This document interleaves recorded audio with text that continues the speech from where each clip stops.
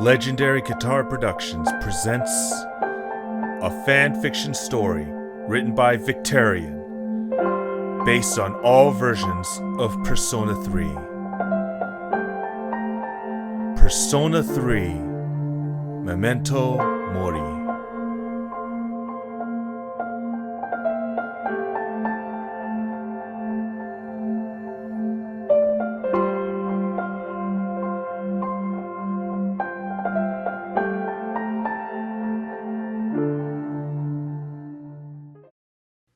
I think I'm starting to get why you sleep through so many classes. Too bad you're in the front row. Even the laziest teachers won't let that slide. Well, it's not like I'm going to fall asleep. I just...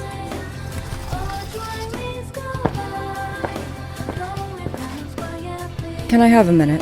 I'd like the three of you to come to the lounge when you return to the dorm tonight. I have something to tell everyone. What's up?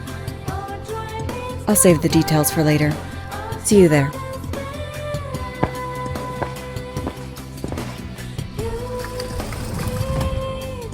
That was fast. I've gotten used to people who don't have much to say. She's probably just busy with things like the student council. Unlike us. Whoa, Yuka-chan! Do I sense some hostility? What? Were you listening to us? Well, it's not that I don't like her. She's just... Never mind. Let's go, Kotone. Places to be, right? Oh, you're going somewhere? Yeah! Yukari said she'd take me to the strip mall. You wanna come? No, have fun. She'd meant to take the twins to the strip mall earlier, but that lost week really messed up her schedule. It's better this way though. Now that she doesn't have to lie about the dark hour or anything, she can be more at ease. It'd be better if both twins were here, but she has to accept things as they are. Apparently getting through to Makoto just isn't going to happen. The meeting with Ikutsuki after Makoto got out of the hospital was a quick one. When they started to explain everything to the twins, they just looked bored. When they prodded Kotone, she explained that they already knew all of it. Apparently, they'd both been experiencing the dark hour since they were kids, which explained why they were able to come to the dorm so easily that first night. It wasn't just that, though. Mitsuru scans had picked up something very strange about the twins' abilities. A deviance in Kotone's scans indicated that Eurydice was not entirely alone in her head, though what that meant would have to be discovered later. Makoto had a similar emptiness, that same space that seemed to imply that Orpheus was not alone either. But his was a strong deviance. It had something to do with that other persona, but no one could explain it further than that. For now, it was enough that the two of them were willing to join S.E.E.S. Their conversation is a bit awkward as they walked from the station, and Yukari realizes that Kotone must still be thinking about Mitsuru. About earlier. It's not that I don't like her, you know? Mitsuru-senpai, I mean. I'm being too defensive, aren't I? She's gonna think I'm crazy and paranoid. Why does Junpei always have to talk about stuff that isn't any of his business anyway? Plus, he says it all in the creepiest, most perverted way. He's like the poster boy for sexual harassment. I don't know. I don't think he's so bad. What? Do you? Don't tell me you have a crush on him. No, nothing like that. He's just friendly. Feels good to just talk about dumb things with him. I guess. You don't have to put up with him if you don't want to, though. Just let me know and I'll deal with him if he won't leave you alone. Thanks, but I'm fine. There's something else that's been bugging me. What's that? Well, that night when the two of you awakened to your powers, your brother, he said something that, well, It was late. He was probably just tired. You see how he is. He's practically a narcoleptic. Okay. That doesn't sit right with me. He said he didn't care if he died. How am I supposed to feel about that? And he didn't even hesitate with the evoker. I still can barely get my finger on the trigger, and he did it like it was nothing. Does he really feel nothing? Those thoughts plague her for the rest of the afternoon. Welcome back. Take a seat. Still waiting for Makoto. He shows up just a few minutes after the rest of them. Without a word, he takes off his headphones and sits down next to his sister, crossing his legs and leaning back comfortably on the couch. Alright, we're all here. There's someone I want to introduce. Hey, hurry up! Hold your horses. Just need a minute, you know?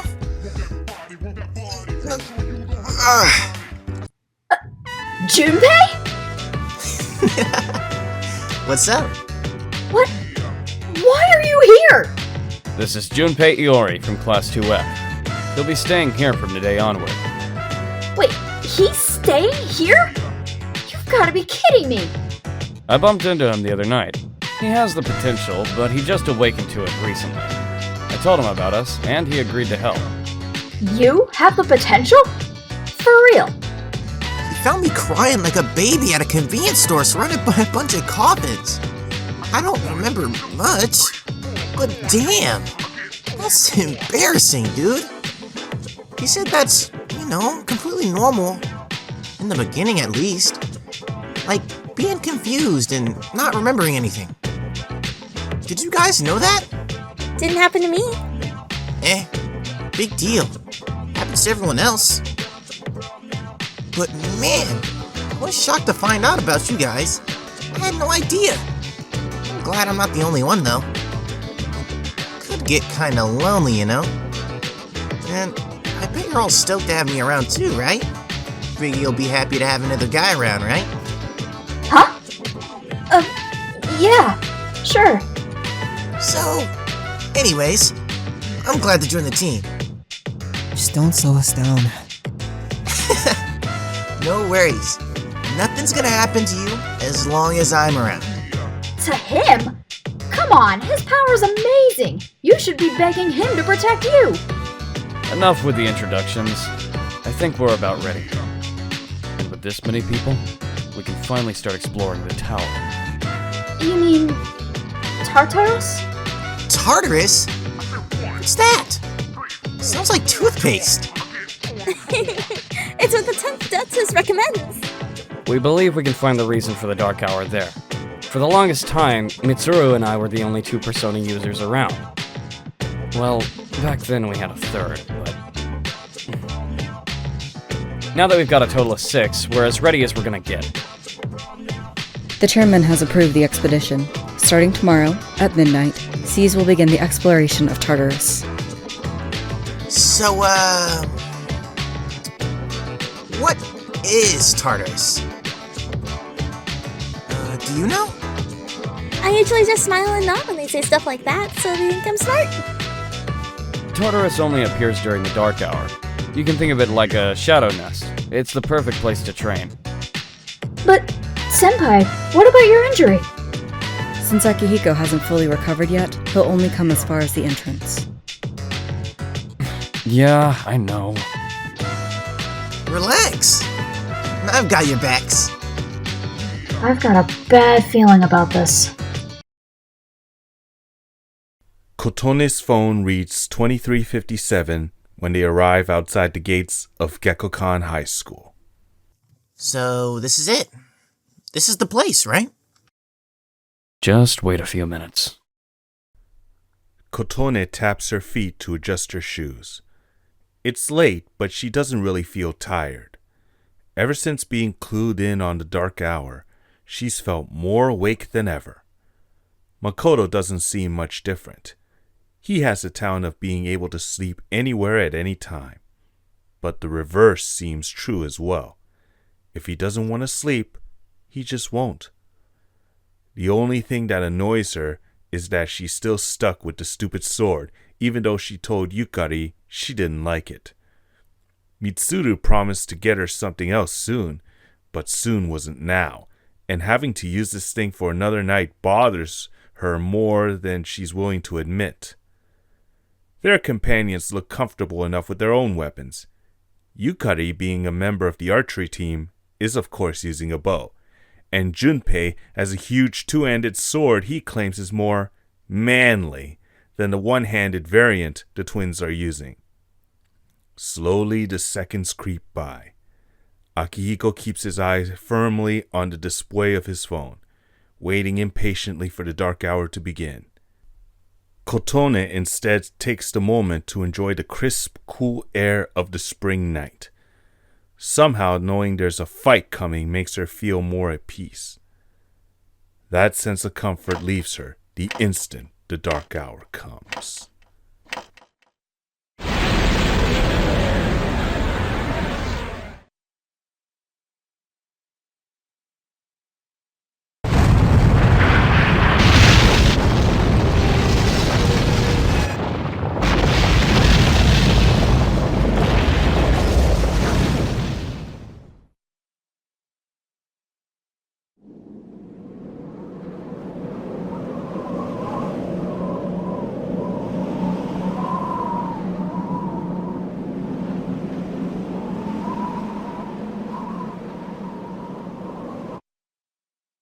What the hell? This is Tatarus. It reveals itself only during the dark hour. Once the dark hour passes, the school will return to normal. Damn, but why? Why'd our school turn into a giant tower? You don't know either, huh? No. The entrance hall is nothing like the one in the daytime. It's a great white chamber, like something out of ancient Greece. There's a stairway in the center of the room leading up to a door that almost looks like a clock. Have a look around. Entrance is right there. What? Wait, by ourselves? You won't go very far, and I'll be feeding you information here. That is my own persona's ability. We'll also be appointing a leader to make any necessary decisions. For real? One of us? Oh, me, pick me! You, the brown-haired girl. You'll be the field leader. Me? What? Come on, but she's a girl! She's fought them before. Hey! So have I! You did some minor damage to one. Not bad for your first outing, of course. But she defeated several shadows like they were nothing. I didn't defeat the big one, though. That was Makoto. You can be the leader. It's fine. Although Makoto-kun's power is immense, it is clearly unstable. It would not be wise for him to be the leader at this time. As such, we believe it would be best for you to be the leader. If things go bad, we'll reevaluate. You ready? You betcha. That's the spirit.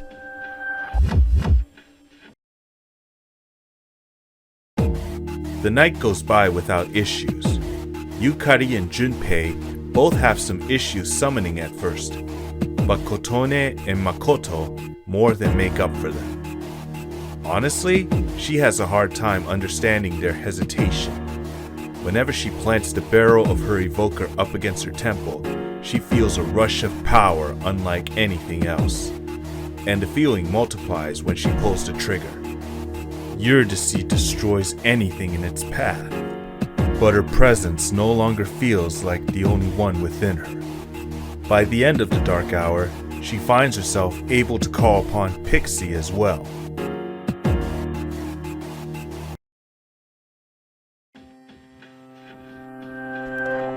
Incredible!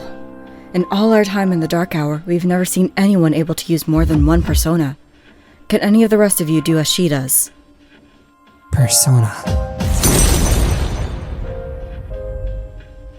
Astonishing. Nice showing, Yuki. Looks like we made the right call making you leader.